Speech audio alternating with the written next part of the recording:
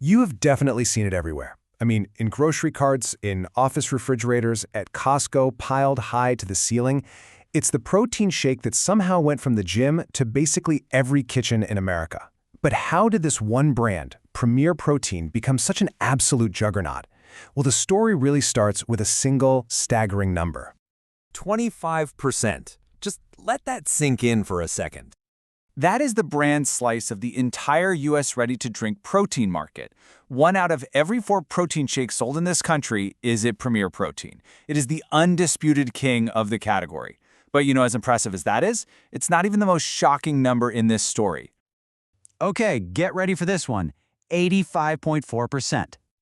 That's how much of its parent company's entire revenue comes from this one brand. The whole financial health of Bellring Brands basically rests on this one shake. The performance of Premier Protein is the performance of the company. So, okay, let's get into it. How on earth did one shake get this big? So, Premier Protein's rise was no accident. It was really about being the perfect product at the perfect time, riding this massive wave of consumer trends that were completely changing how we all think about food. First off, the market itself is just exploding.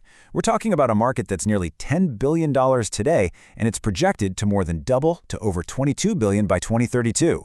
And this growth, it isn't just coming from bodybuilders anymore. It's being driven by everyday people like you and me, looking for health, convenience, and maybe a little help managing our weight.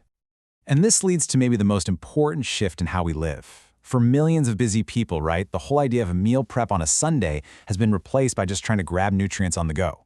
We're all too busy to cook, but we still want to eat healthy.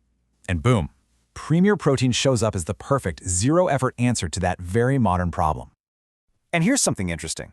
While we hear a ton about plant-based everything, the data shows the ready-to-drink market is still run by dairy-based proteins like whey and casein.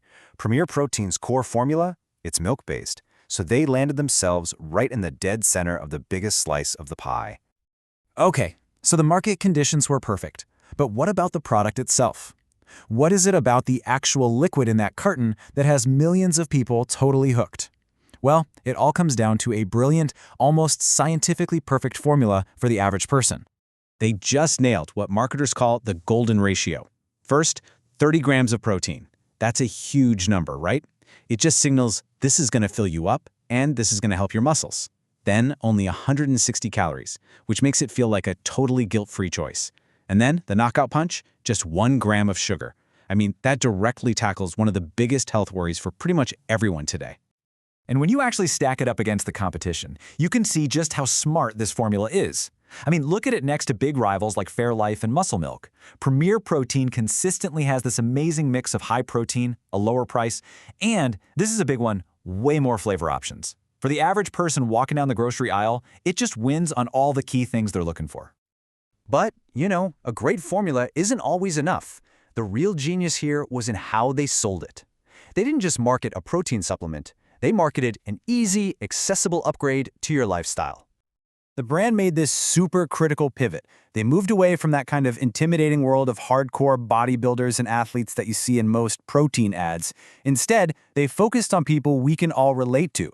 Busy parents who need a quick breakfast, professionals skipping lunch for a meeting, just everyday people trying to be a little bit healthier. And did that strategy work? Oh yeah, just look at this number, 19.4%. That's the percentage of all U.S. households that bought Premier Protein in 2024. Think about that. In just 5 years, it went from being in about 1 in 10 American homes to almost 1 in 5. This stuff isn't just in gym bags anymore. It's a mainstream grocery item sitting right there next to the milk and eggs. And this just perfectly shows their whole marketing vibe. They saw this viral trend called Proffee. People were pouring their shakes into coffee as a creamer. Now, instead of ignoring it, they jumped all over it. They realized they didn't have to create a new daily habit for people. No, they just needed to slide their product into a habit that millions of people already have, their morning cup of coffee. Genius.